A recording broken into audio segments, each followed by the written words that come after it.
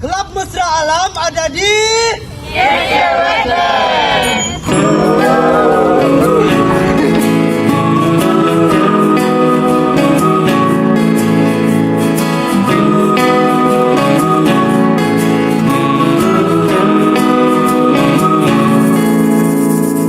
Pagi ke pagi ku terjebak di dalam ambisi, seperti orang-orang berdasi yang gila materi. Kota Kinabalu Wetlands, Tanah Benca Kota Kinabalu ialah kawasan seluas 24 hektar bersamaan 59 ekar yang satu-satunya sisa hutan bakau yang dahulunya terdapat di pesisiran Kota Kinabalu di Sabah, Malaysia. Dahulunya kawasan ini digelar Kota Kinabalu Wetland Center dan sebelum itu Likas Swam atau Likas Mangrove dan Kota Kinabalu City Bird Sanctuary. Tanah Benca merupakan kawasan utama antara 20 kawasan tanah benca yang dipilih oleh Jawatan Kuasa Inventory Tanah Benca Sabah pada tahun 1986. Pusat ini adalah tempat perlindungan dan pusat makanan penting bagi banyak spesies burung penghuni dan juga beberapa spesies burung hijrah dari Asia Utara. Tambahan, ia juga merupakan tempat pembiakan kehidupan laut dan dilindungi Jabatan Perikanan di Sabah. Selain daripada memberi perlindungan dan makanan kepada kedua-dua spesies burung hijrah dan bukan hijrah, Tanah Benca juga menghalang peningkatan garam dalam bekalan air tawar setempat, menstabilkan pensedimenan, menstor gizi dan membuang toksin. Taman ini mempunyai sebuah lereng jalan berkayu sepanjang 1.5 km bersamaan 0.93 batu atau 45 minit yang membawa pelawat jauh ke dalam hutan bakau di mana darat bertemu laut. Lanskap azali unik ini memberi para pelawat satu pengalaman yang menyenangkan yang membolehkan mereka menikmati angin segar sambil memerhati. Sejarah KK Wetland. Sejarah KK Wetland bermula dengan usaha pemeliharaan yang diambil pada tahun 1990-an. Pada tahun 1996, kawasan ini secara rasmi ditubuhkan sebagai Taman Pemeliharaan. Dalam beberapa dekad yang lalu, berbagai inisiatif telah dilaksanakan untuk melindungi dan memulihkan habitatnya, termasuk program pendidikan awam dan aktiviti pemantauan biodiversity. Pengiktirafan sebagai tapak Ramsar pada tahun 2018 memperkukuh komitmen untuk pemeliharaan kawasan ini dan meningkatkan kesedaran tentang kepentingan tanah lembap di kalangan masyarakat. Latar belakang KK Wetland. KK Wetland ditubuhkan pada tahun 1996 sebagai kawasan perlindungan untuk memelihara ekosistem tanah lembap. Ia menjadi tumpuan bagi penyelidikan dan pendidikan alam sekitar serta aktiviti ekopelancongan. Dalam usaha untuk melindungi kawasan ini, berbagai program pemeliharaan telah dilaksanakan bagi memastikan habitatnya tetap terjaga daripada ancaman pembangunan dan pencemaran. KK Wetland adalah tapak Ramsar kedua di Sabah selepas Hilir Kinabatangan Segama dan ketujuh di Malaysia apabila disenaraikan sebagai tapak Ramsar ke-2290 dunia oleh Konvensyen Ramsar berpusat di Kesatuan Antarabangsa bagi Pemeliharaan Alam Semula Jadi IUCN Switzerland pada 22 Disember tahun lalu. Penyenaraian untuk diumumkan secara rasmi oleh Kementerian Sumber Asli dan Alam Sekitar pada 17 Julai lalu menjadikan ia satu-satunya tapak Ramsar dalam bandar di negara ini dan kedua di dunia selepas Yatsuhigata Chiba di Jepun. Pelancarannya sebagai tapak Ramsar pula disempurnakan Menteri Pelancongan, Kebudayaan dan Alam Sekitar Sabah, Datuk Masidi Manjun yang mewakili Ketua Menteri Sabah Tan Sri Musa Aman pada 21 September lalu. Malaysia mempunyai beberapa tapak Ramsar yang diiktiraf sebagai kawasan penting untuk pemeliharaan ekosistem paya. Berikut adalah senarai tapak Ramsar di Malaysia. Pertama, kawasan pertama Bakau Matang, Perak. Kedua, kawasan paya laut Kuala Gula, Perak. Ketiga, kawasan paya gambut Sungai Buloh, Selangor. Keempat, kawasan paya laut Pulau Pinang. Kelima, kawasan paya gambut Klias, Sabah. Dan terakhir, kawasan paya laut Tanjung Piai, Johor. Kawasan-kawasan ini penting untuk mengekalkan biodiversity dan menyediakan perkhidmatan ekosistem yang kritikal. Antara jenis pokok bakau yang terdapat di kawasan KK Wetland adalah bakau merah, dikenali sebagai akar pencangkung yang panjang. Bakau putih mempunyai batang yang lebih langsing dan daun berkilat. Bakau nipah dikenali dengan daun yang lebar, biasanya tumbuh di tepi air. Yang terakhir, bakau api dikenali dengan bunga besar dan menarik, sering menarik perhatian serangga.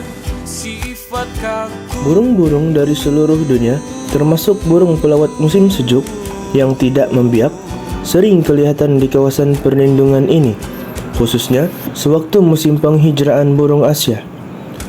Pelawat biasa 1. Little egret, pelawat musim sejuk ke Borneo. Kedua, Striated heron, pelawat musim sejuk dari tanah besar Asia. Ketiga, white-winged tern, pelawat biasa dan pelawat musim sejuk seluruh kepulauan besar Sunda. Keempat, black crown night heron, pelawat yang tidak membiak ke Sumatera dan Borneo Utara. Kelima, white breast wethen, penghuni biasa. Keenam, mesh sandpiper, pelawat musim sejuk dari Siberia dan China. Ketujuh, common moorhen, burung membiak biasa yang terdapat di kawasan paya dan tasik-tasik yang dipenuhi tumbuhan di luar Antartika dan Australasia. Kelapan, cinnamon beetle, burung membiak di Asia tropikal. Beberapa burung utara berhijrah buat jarak pendek. Dan terakhir, common redshank, burung yang banyak dijumpai di seluruh Eropah dan Asia Utara. Burung yang jarang dilihat terbahagi kepada dua. Pertama, laser adjutant stork, penghuni membiak di Asia Selatan. Yang kedua, Lincoln night heron, penghuni yang kelihatan sepanjang tahun. Pertama, crested myna. Kedua, yellow-vented bulbul. Ketiga, yellow bill prinia. Keempat, magpie robin. Kelima, Pacific swallow. Keenam, spotted dove. Ketujuh, colored kingfisher. Kelapan, purple heron. Yang terakhir, green pigeon. Kehidupan liar paya yang lain termasuk monitor lizard, feeder crab, moonskipper, weaver ants, kupu-kupu dan serangga-serangga lain, ampai-ampai, ular air tawar dan udang karang. Di KK Wetland terdapat beberapa penyesuaian yang membolehkan flora dan fauna bertahan dalam persekitaran yang unik ini. Pertama, akar pencakung. Pokok bakau seperti Rhizopora mempunyai akar pencakung yang panjang untuk menyokong mereka di tanah lembab dan menghadapi pasang surut air. Yang kedua, toleransi salinitas. Banyak spesies pokok bakau mampu menyesuaikan diri dengan salinitas tinggi, membolehkan mereka menyerap air dari persekitaran yang masing. Yang ketiga, sistem perakaran. Struktur akar yang kuat dan bercabang membantu menstabilkan tanah dan mencegah hakisan, sambil juga menyediakan habitat untuk pelbagai spesies hidupan liar. Penyesuaian ini membantu memastikan kelangsungan hidup dan ekosistem yang seimbang di kawasan tersebut.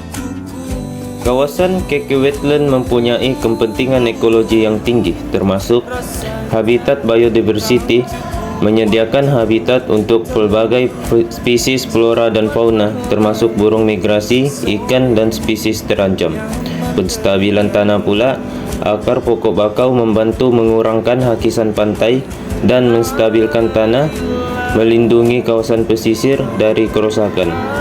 Penyaringan air, ekosistem ini berfungsi sebagai penapis semula jadi, menyaring bahan pencemar dan mengekalkan kualiti air yang penting untuk ekosistem akuatik. Pengawalan iklim, bakau menyerap karbon dioksida, membantu dalam pengurangan perubahan iklim dan pemanasan global. Sumber makanan dan perlindungan, menjadi sumber makanan untuk berbagai spesies dan menyediakan perlindungan untuk ikan dan anak ikan, menyokong industri perikanan tempatan. Kepentingan ini menjadikan KK Wetland sebagai kawasan yang bernilai dari segi ekologi dan pemeliharaan alam sekitar. Antara impak yang ada di Kota Kinabalu Wetland ialah: pertama, kehilangan biodiversity. Penurunan jumlah spesies flora dan fauna akibat habitat yang rosak. Kedua, pencemaran air. Kualitas air yang menurun berdampak pada kesehatan ekosistem dan spesies yang bergantung padanya. Ketiga, erosi tanah. Hilangnya lapisan tanah akibat pengundulan hutan dan aktivitas manusia. Keempat, perubahan habitat. Perubahan pada ekosistem wetland yang mengganggu interaksi alami antara spesies. Yang terakhir, penurunan kualitas hidup. Masyarakat lokal yang bergantung pada sumber daya wetland untuk kehidupan mereka mengalami kesulitan. Mengatasi impak ini memerlukan upaya konservasi dan pengelolaan yang berkelanjutan. Inisiatif di Kota Kinabalu Wetland meliputi program konservasi, upaya perlindungan habitat dan spesies terancam melalui pemantauan dan rehabilitasi, pendidikan dan kesedaran, pembelajaran untuk masyarakat tentang pentingnya ekosistem wetland dan cara menjaga lingkungan, pengelolaan berkelanjutan. Pengelolaan yang melibatkan masyarakat lokal untuk memastikan penggunaan sumber daya yang berkelanjutan, penelitian dan pemantauan, belajar ilmu ilmiah untuk memahami ekosistem dan aktiviti manusia, serta untuk menginformasikan kebijakan konservasi, kerjasama dengan organisasi luar, kolaborasi dengan organisasi non-pemerintah dan internasional untuk mendapatkan dukungan, sokongan dan sumber daya. Inisiatif ini bertujuan untuk melindungi dan memulihkan ekosistem wetland serta mendukung kehidupan masyarakat setempat. Kesimpulan untuk Kota Kinabalu Wetland adalah bahawa kawasan ini merupakan ekosistem penting yang mendukung biodiversiti dan memberikan manfaat ekologis, sosial dan ekonomi. Namun, ancaman seperti pengembangan lahan, pencemaran dan perubahan iklim memerlukan perhatian serius. Inisiatif konservasi dan pengelolaan berkelanjutan sangat penting untuk melindungi dan memulihkan ekosistem ini, serta untuk meningkatkan kesadaran masyarakat tentang pentingnya wetland. Dengan kerjasama semua pihak, keberlanjutan Kota Kinabalu Wetland dapat terjaga untuk generasi mendatang.